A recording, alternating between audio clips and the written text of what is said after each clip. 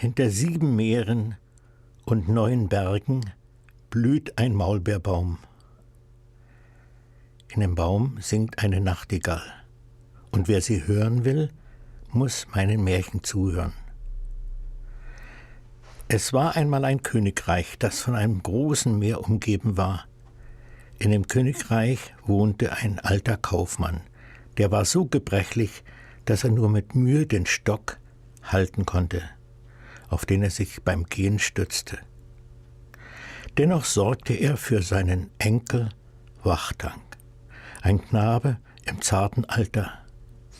Am Ende seiner Erdentage bat er seine Freunde, sich nach seinem Tod um den Enkel zu kümmern. Diese versprachen es dem Kaufmann, der bald daraufhin die Augen für immer schloss.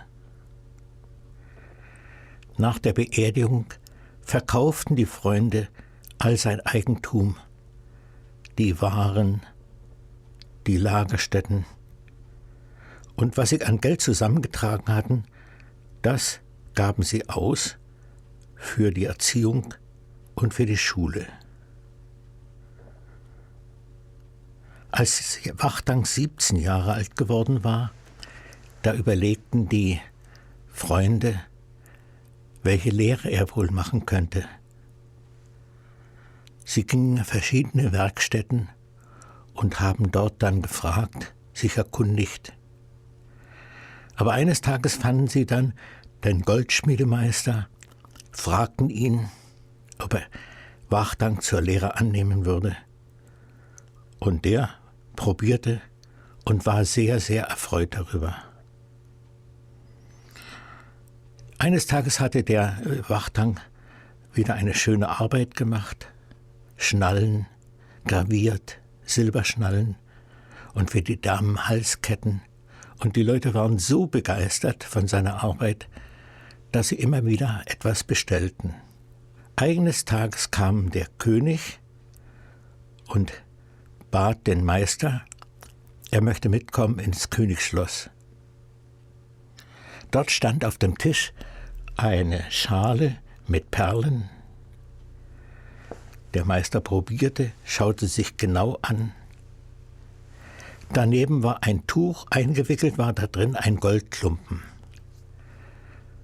Und als sich der König gesetzt hatte und der Meister ihm gegenüber, da sprach der König: Hier hast du Material, mach für meine Tochter, die Prinzessin Kama, Schmuck, Ketten für die Arme, für die Fußkettchen, Ringe und dann vor allen Dingen ein Diadem. Der Meister prüfte die Ware und sprach: Gut. Und in seinem Kopf wusste er schon, das kann nur einzig und allein Wachtang machen. So ging er in die Werkstatt zurück, legte alles auf den Tisch und sprach: Ich gehe jetzt in meine Wohnung, ich will mich jetzt etwas hinlegen. Du kannst ja das inzwischen angucken und dir Gedanken machen. Da Wachtang nun in der Mittagshitze auch so schwitzte und müde war und abgeschlafft, setzte sich auf den Arbeitsstuhl, lehnte sich zurück und legte die Füße auf den Tisch. Er schlief ein. Da stieß er mit dem Ellbogen an die Schale mit den Perlen und sie kullerten auf den Fußboden. Nun wollte der König einmal nachsehen, wie weit die Arbeit schon gediehen ist. Und als er in die Werkstatt eintrat, da sah er den Wachtang dort auf dem Stuhl, am Arbeitstisch, und die Perlen kullerten alle über den Fußboden. Der König war zornig und dachte: Na warte, der werde ich zeigen. Und als er so aufhob und weiter schlich, um die nächste zu finden, da rutschte er aus und konnte sich gerade noch am Vorhang festhalten. Von diesem Geräusch war Wachtang wach geworden und stöhnte: Ach, Wer hat mich aus meinem schönen Traum geweckt? Da kam der König hervor und schimpfte.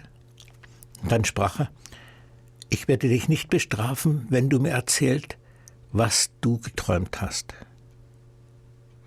Das kann ich nie und nimmer. Hier gehe ich ins Gefängnis. Das sollst du auch haben.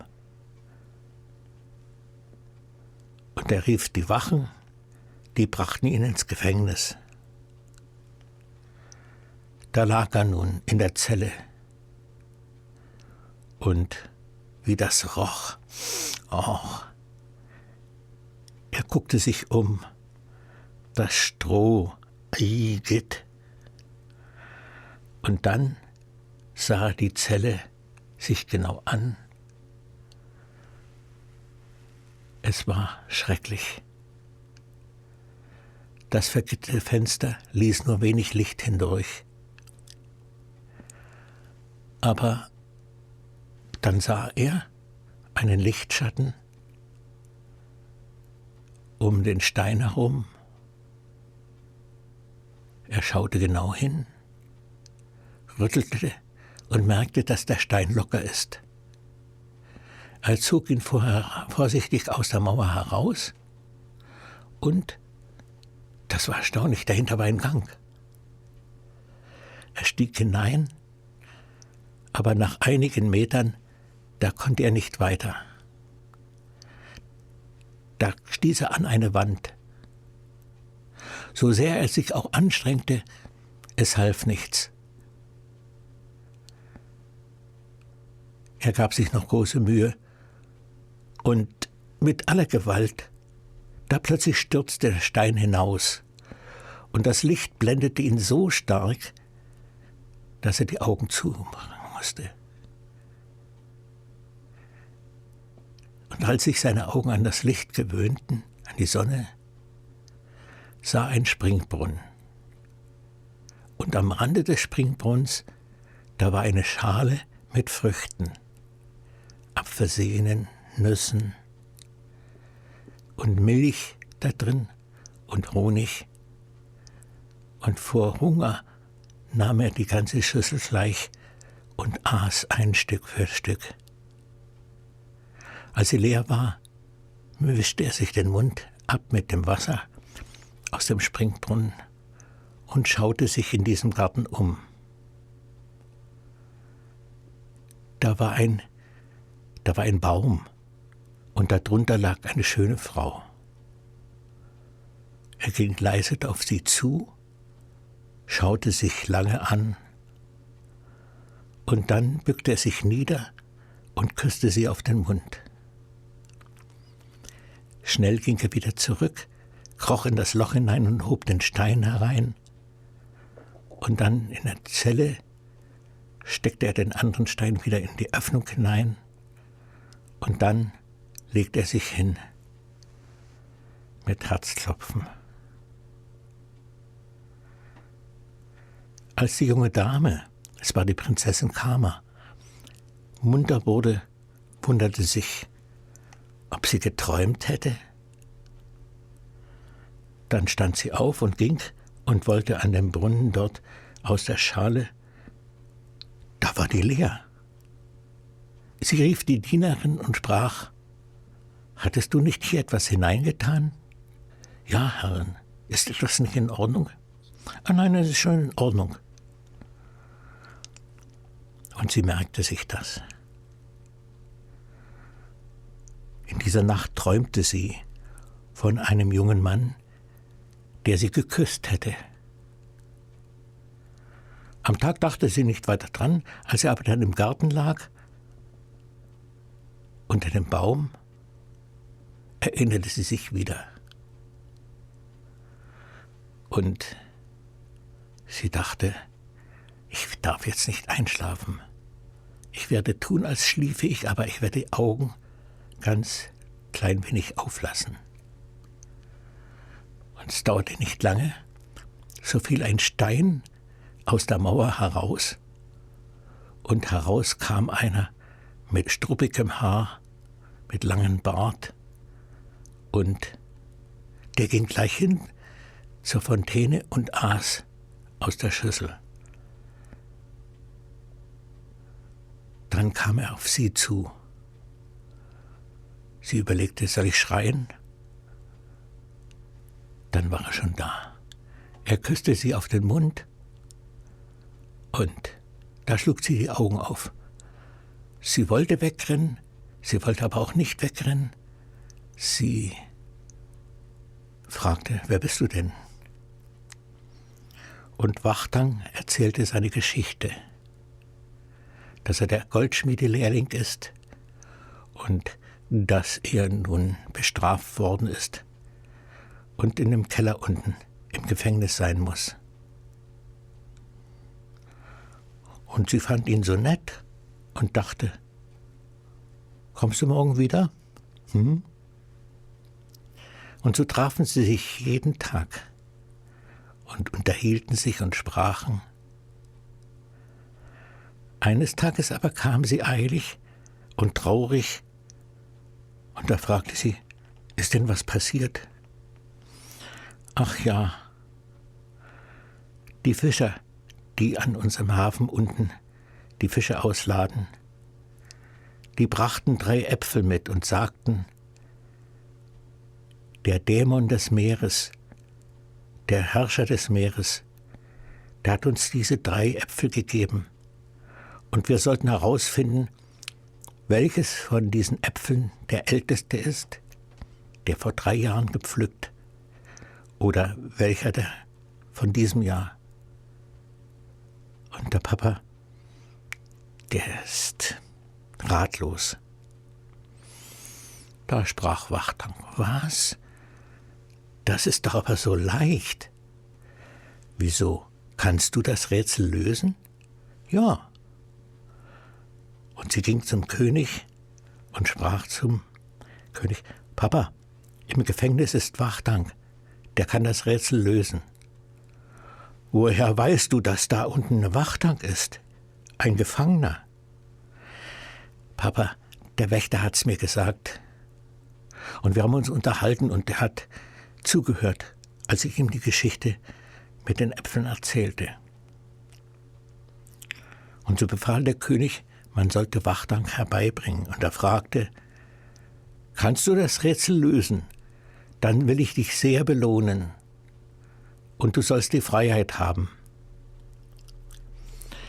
Wachtang bat, man möge doch eine Schüssel herbeibringen, mit Wasser gefüllt. Und 3 verschiedene Bänder mit 3 verschiedenen Farben. Und als das alles beisammen war, nahm Wachtang den ersten Apfel, legte ihn in die Schüssel hinein und der Apfel sank bis auf den Grund ins Wasser hinein. Wachtang befahl, dieser Apfel bekommt ein grünes Band. Dann nahm er den nächsten Apfel, der schwamm oben. Dieser Apfel bekommt ein braunes Band.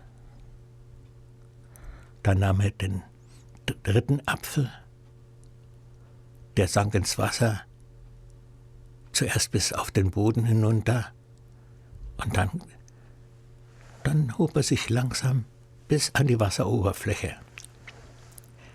Der bekommt das rote Band.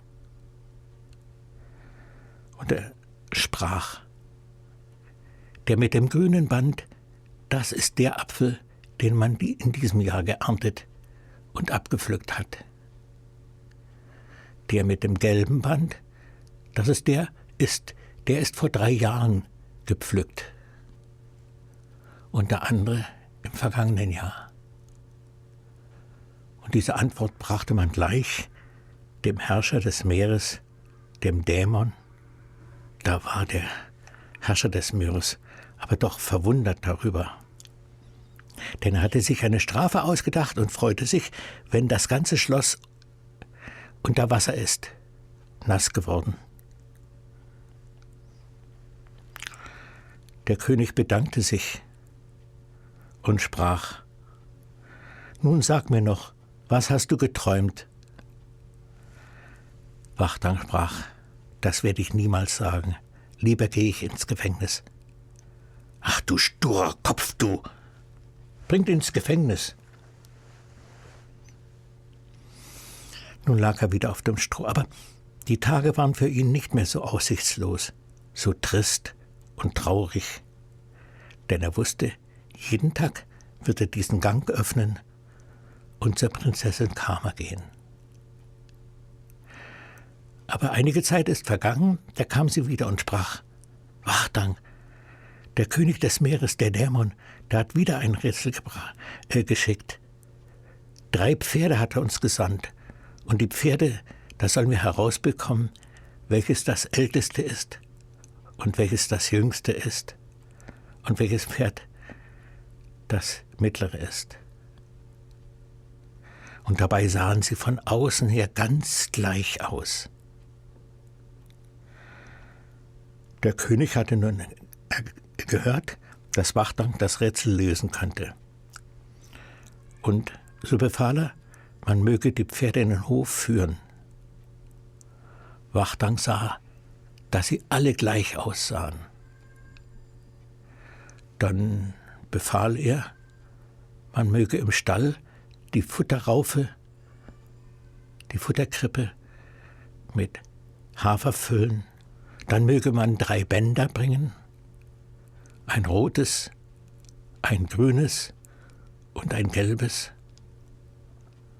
Und er nahm das erste und führte es in den Stall. Das ging hin bis zur Krippe, schnupperte ein bisschen und dann fraß es. Und er sprach, das ist das Pferd, das das rote Band bekommt. Dann führte er das nächste herein. Das trabte sofort auf die Futterkrippe zu und fraß und ließ einiges daneben fallen. Und er sagte, bindet ihm die grüne Schleife um. Dann wurde das letzte hereingeführt. Das ging bis zur Futterkrippe hin, schnüffelte ein bisschen und trottete dann wieder hinaus. Das bekommt das gelbe Band. Und als der König hörte und des Rätsels Lösung wahrnahm, dann ließ er es ausrichten an den Geist, den Dämon des Meeres. Und der musste sich geschlagen geben. Denn als Strafe für das Rätsel, wenn es nicht gelöst ist, die Strafe, die sollte sein, dass die ganze Stadt unter Wasser kommt. Nicht nur das Schloss, sondern die ganze Stadt. Und da fragte der König, wie hast du das rausgekriegt? Das jüngste Pferd, das in diesem Jahr geboren ist, das ist so eifrig und frisst und merkt gar nicht, dass so vieles daneben fällt. Das andere Pferd, das ganz alt ist, hat überhaupt keinen Appetit. Und das mittlere, das hat gefressen, ganz normal, wie alle Pferde. Da sprach der König, deinen Preis hast du dir verdient. Belohnung und Freiheit. Aber nun sag mir doch bitte, wie war der Traum? Wachtang schüttelte den Kopf und sprach, nein, das werde ich nicht sagen. Lieber gehe ich ins Gefängnis. Der König dachte, so ein Dummer. Die Prinzessin nun, die kam jeden Tag und sie trafen sich, sprachen über dies und jenes. Aber eines Tages, da kam sie so eilig herbei, komm schnell, Wachtang, Wachtang.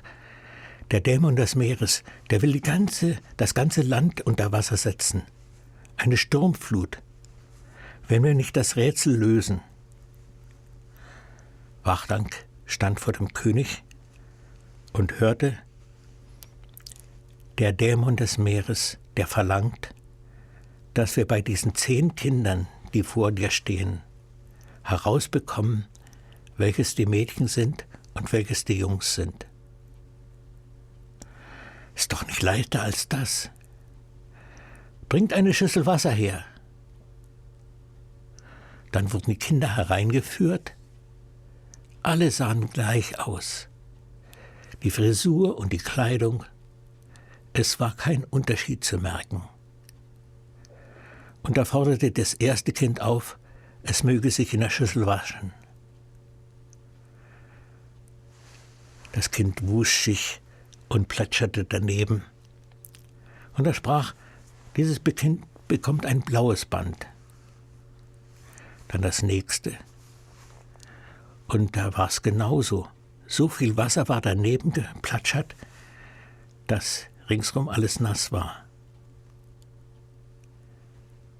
Das bekommt auch das gleiche Band. Dann trat ein Kind heran, das wusch sich so vorsichtig, dass nicht ein Tropfen daneben ging. Und er sprach, dieses Kind bekommt ein rotes Band. Und als sie alle durch waren und sich gewaschen hatten, da waren 7 Kinder, die waren mit blauen Bändern und 3 mit roten Bändern. Und Wachtang sprach, die mit den roten Bändern, das sind die Mädchen, und die mit den blauen Bändern, das sind die Jungs. Und das brachte man dem Dämon des Meeres, und als er das hörte, musste er Abstand nehmen, die Strafe auszuführen, das ganze Land unter Wasser zu setzen. Und er sprang hoch bis an die Wolken, stieß einen Schrei aus und stürzte als Fisch verwandelt ins Meer hinein und ward nie mehr gesehen. Als das der König hörte, da lobte er den jungen Mann. Und er sagte, du kannst jetzt die Prinzessin heiraten und brauchst mir nicht mehr den Traum zu erzählen. Aber was war denn das Zeichen dafür? Woran hast du denn das erkannt? Die Mädchen waschen sich ganz vorsichtig. Da geht kein Tropfen daneben. Und die Jungs achten darüber gar nicht. Da freute sich der König, dass er von dieser Plage nun erlöst ist, und er rief alle herbei zur Hochzeit. Nun brauchst du mir auch nicht den Traum zu erzählen. Doch, mir träumte, ich würde die Prinzessin Kama heiraten. Ja, dieser Traum ist ja nun auch in Erfüllung gegangen. Und so lebten sie glücklich und zufrieden bis an ihr Lebensende.